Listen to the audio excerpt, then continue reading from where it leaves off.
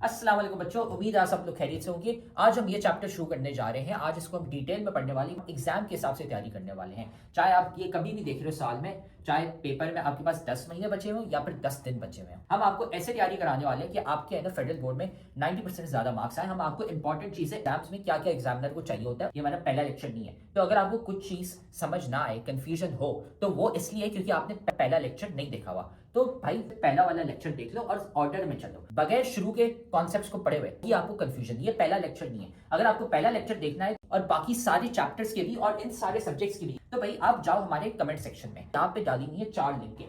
इसमें पूरी किताब की हमने प्लेलिस्ट डाली हुई है, इसको दबा दो, आपको है ना सारे लेक्चर्स मिल जाएंगे इस पूरे के पूरे सब्जेक्ट के। डाले हुए फ्री के नोट्स, यहाँ पे नोट्स कोई एमी नोट्स नहीं है। ये आप लिंक दबाओगे तो खुलते हैं, आपके पास हमारे 300 बच्चे जो थे जिनके 90% ज्यादा मार्क्स आए थे, उनके हमने नोट्स कंपाइल करके आपके लिए डाले हुए ताकि आप भी है ना अपने एग्जाम की तैयारी कर सको। सारे के सारे नोट्स हमने डाले हुए इन 300 बच्चों के। तो भाई ये देखो यहाँ पे पड़ा हुआ है हमारे सब्सक्राइब का बटन, इसको सब्सक्राइब कर लो, ठीक है। बेल्स भी है ना यहाँ पे दबा दो, लाइक करो वीडियो को और साथ में जाके कमेंट करो अपना वीकेस्ट चैप्टर। भाई कौन सा चैप्टर है जो तुम्हें बहुत मुश्किल लगता है, बहुत वीक लगता है, हम क्या करेंगे उसका निकालेंगे one shot lecture. One shot lecture एक लंबा सा पूरे चैप्टर का लेक्चर होगा, उसमें हम आपको एग्जाम ओरिएंटेड तैयारी कराने वाले हैं ताकि आपके है ना पेपर में 90% मार्क्स आ सके। तो जाके कमेंट करो कौन सा चैप्टर आपको बहुत मुश्किल लगता है। फिर ये याद रखना कि भाई हमारे लेक्चर्स, हमारे नोट्स, सारे गेस्ट पेपर्स काम के होते हैं। ये 300 बच्चे हैं जिनके ना 90% ज्यादा मार्क्स आए थे। तो सारा मटेरियल कमेंट सेक्शन में सबसे पहला कमेंट है, वहां पे पड़ा हुआ है। और अगर आप भी उन बच्चों की तरह 90% ज्यादा मार्क्स लाना चाहते हैं तो आप भी है ना हमारी बैच ज्वाइन कर सकते हैं, जिसमें हम आपको A to Z सारी तैयारी कराते हैं सारे सब्जेक्ट्स की, है ना। हमारी special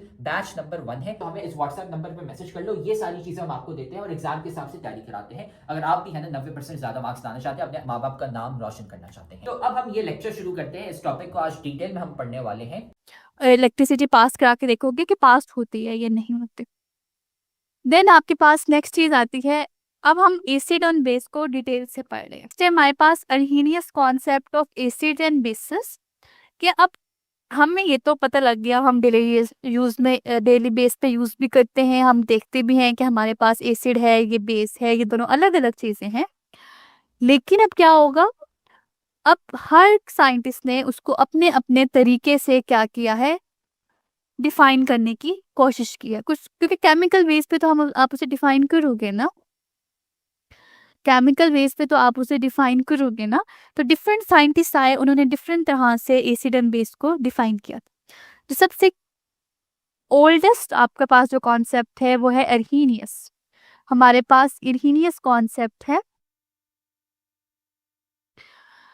in 1887 a Swedish chemist Svante Arrhenius proposed the first successful theory of acid and base। 1887 में जो स्वीडिश केमिस्ट था स्वेंटे अर्हीनियस, उसने फर्स्ट सक्सेसफुल थ्योरी दी थी about acid and base.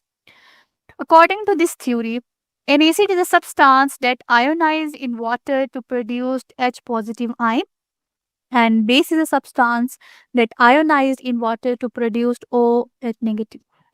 अर्हीनियस concept का मतलब ये है, एसिड और बेस हम डेली बेस पे यूज करते हैं, जैसे मैंने बताया हमें प्रॉपर्टी से भी ये दूसरे से अलग अलग लग रहे हैं। हम डिफाइन तो कर केमिकल वे पे हम उसको किस तरह से डिफाइन करते हैं, या हम कह लो कि केमिकल कंपोजिशन क्या होती है, हर साइंटिस्ट ने उसको डिफरेंट डिफरेंट तरह से एक्सप्लेन किया था। अर्हीनियस कॉन्सेप्ट का क्या मतलब है कि अर्हीनियस ने भी एसिड एंड बेस को बताया था। उसने कहा था, क्योंकि मैंने क्या बात की कि हमने प्रॉपर्टीज के बारे में तो हम देख लेते हैं ना, नॉर्मली हम उसको बात कर लेते हैं। तो वो जो अर्हीनियस ने कहा था कि अगर आप एसिड को वाटर में डिसॉल्व करोगे तो वो आपको H पॉजिटिव आयन देगा, और अगर आप बेस को वाटर में डिसॉल्व करोगे तो आपके पास जो प्रोड्यूस होगी that is OH negative ions देगा। ये बात अर्हीनियस ने की थी, यही बात अर्हीनियस ने की थी। उसने कहा था कोई भी सब्सटेंस है, अगर आप उसे वाटर में डालोगे तो H पॉजिटिव अगर वो देगा दैट इज द एसिड, अगर वो OH नेगेटिव देगा तो वो बेस होगा। ये एक तरह की पहचान थी, केमिकली आइडेंटिफिकेशन थी कि एसिड एंड बेस किस तरह से होते हैं। So an acid is a substance that ionizes in water to produce H positive ion। Acid वो सब्सटेंस है जो वाटर में आयोनाइज्ड होते हैं एसिड वो सब्सटेंस है जो आपके पास वाटर में आयोनाइज होते हैं और आज पॉजिटिव आयन बनाते हैं, and basic substance that ionize in water to produce OH negative ion. So we have an HCl, आप इसे वाटर में डिसॉल्व करोगे, H positive and Cl negative बनेगा। सिमिलरली आपके पास NaOH है और वो H2O वाटर में डिसॉल्व करोगे तो Na पॉजिटिव और OH नेगेटिव। ये H पॉजिटिव और OH नेगेटिव में बताएगा ये एसिड है या बेस है। अब मुझे आप बताएं ये एसिड है या बेस है। ये इस कंपाउंड को हमने वाटर में डिसॉल्व किया, हमारे पास H पॉजिटिव बना और NO3 बना। ये एसिड है या बेस है? ऑफ कोर्स कि ये एसिड है।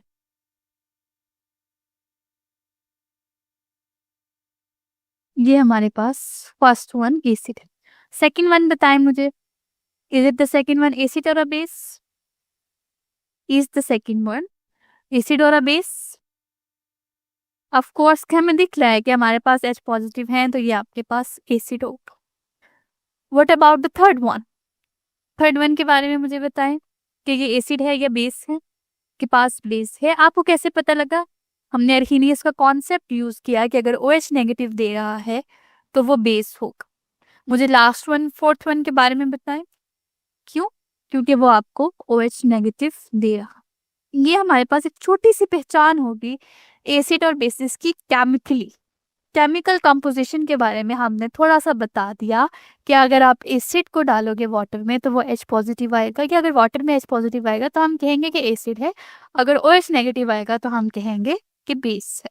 भाई ये लेक्चर तो तुम बहुत मजे से देख रहे हो, लेकिन तुम्हें पता है कि लेक्चर देखने से खाली 90% मार्क्स नहीं आ जाते। असल में भाई मार्क्स कैसे आते हैं? तो भाई ये लेक्चर देखने के बाद आपने नोट्स खुद के बनाने होते हैं और फिर साथ में आपने प्रैक्टिस भी करने होते हैं सवाल।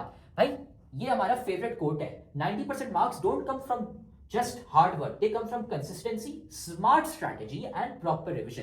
भाई स्मार्ट तरीके से पढ़ो। स्मार्ट तरीका ये हमने आपको बताया हुआ है, तो साथ में हम आपको तरीका भी नहीं बता रहे, साथ में हम आपको दे रहे हैं भाई नोट्स। जाओ कमेंट सेक्शन में, नोट्स में से आपको मिल जाएंगे भाई उन बच्चों के नोट्स। 300 बच्चे थे जिनके 90% ज्यादा मार्क्स आए थे, उनके नोट्स वहां पे पड़े हुए, लेकिन साथ में उधर नीचे हमने आपको सवाल भी दिए हैं प्रैक्टिस के लिए।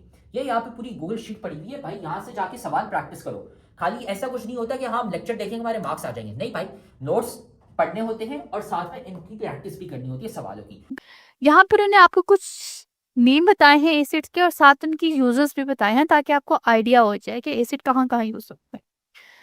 The first one is a hydrochloric acid which is HCl। ये मेटल की क्लीनिंग के लिए यूज होते हैं। वो आपके लिए आते स्प्रे, आपको कहा जाता है कि अगर आपने व्हीकल साफ करनी है, आपने कहना है कि अगर आपने व्हीकल साफ करनी है या जो मेटल्स के बर्तन वगैरह होते हैं साफ करने के लिए आपके पास डिटर्जेंट्स वगैरह होते हैं तो आप उसमें देखेंगे वहां पे hydrochloric acid. Cleaning of metals, brick and removing scale from the boilers. Next है nitric acid. Nitric acid fertilisers की मैन्युफैक्चरिंग के लिए यूज होता है। अब आपको पता है कि फर्टिलाइजर्स हम क्या करते हैं, हम प्लांट्स को देते हैं। फर्टिलाइजर जैसे सब्सटेंस होते हैं जो हम प्लांट्स को देते हैं ताकि प्लांट्स की ग्रोथ को इन्हांस कर सके। एक्सप्लोसिव का मतलब होता है धमाका खेज मवाद, ये जो पटाखे वगैरह होते हैं, पटाखों से लेकर बड़े बड़े आपके पास जितने भी आते हैं, हमारे पास बड़े बड़े जितने भी एक्सप्लोसिव्स आते हैं वो सारे के सारे आपके पास नाइट्रिक एसिड में आते हैं।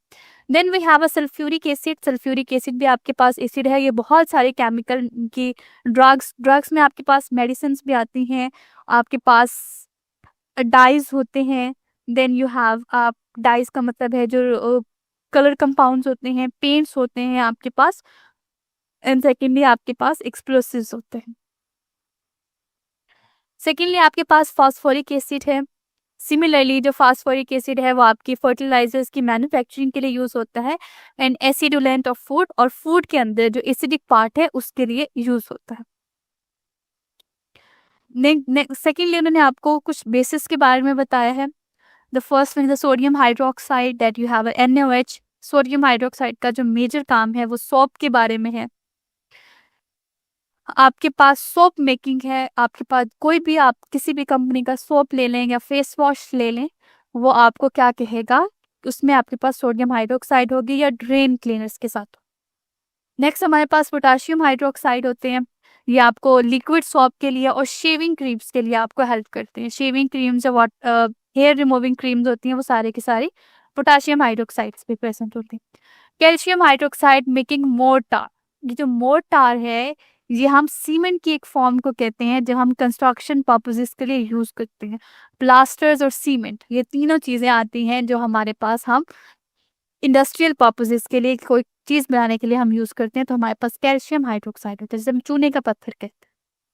Then we have magnesium hydroxide antacid. Antacid का मतलब है एसिड के खिलाफ और लग्जेक्टिव। जब हमारे पास हमारे डाइजेस्टिव सिस्टम में ठीक तरह से काम ना कर रहा हो, जब हमारा डाइजेस्टिव सिस्टम बेहतर तरीके से काम ना कर रहा हो, जिसे हम कहते हैं कि हमें कॉन्स्टिपेशन हो जाए, तो हम क्या करेंगे कि हम लग्जेटिव्स का इस्तेमाल करते हैं। जिनमें आपके पास ये जो लग्जेटिव में जैसे सब कहते हैं कि सौंफ यूज कर लो, डिफरेंट तरह के लग्जेटिव यूज कर लो, उसमें बेसिकली मैग्नीशियम हाइड्रोक्साइड होते हैं। वो क्या करते हैं, वो हमारे पूरे के पूरे डाइजेस्टिव सिस्टम को एम्प्टी कर देता है, खाली कर देता है। जो भी आपके पास सब्सटेंसेस प्रेजेंट हैं या जो भी आपके पास अनडाइजेस्टेड फूड प्रेजेंट है, क्योंकि कॉन्स्टिपेशन क्या होती है कि हमारे स्टमक के अंदर, हमारे डाइजेस्टिव सिस्टम के अंदर, डाइजेस्टिव ट्रैक के अंदर अनडाइजेस्टिव फूड्स रह जाता है, उसको एम्प्टी कर देता है आपके पास लग्जेटिव। उस लग्जेटिव में आपके पास कैल्शियम हाइड्रोक्साइड यूज करते हैं। ये हो गया। अब नेक्स्ट, जैसे मैंने आपको बताया कि वो एक साइंटिस्ट था अर्हीनियस जिसने ये बात बताई, लेकिन अर्हीनियस आपको क्या कहता है,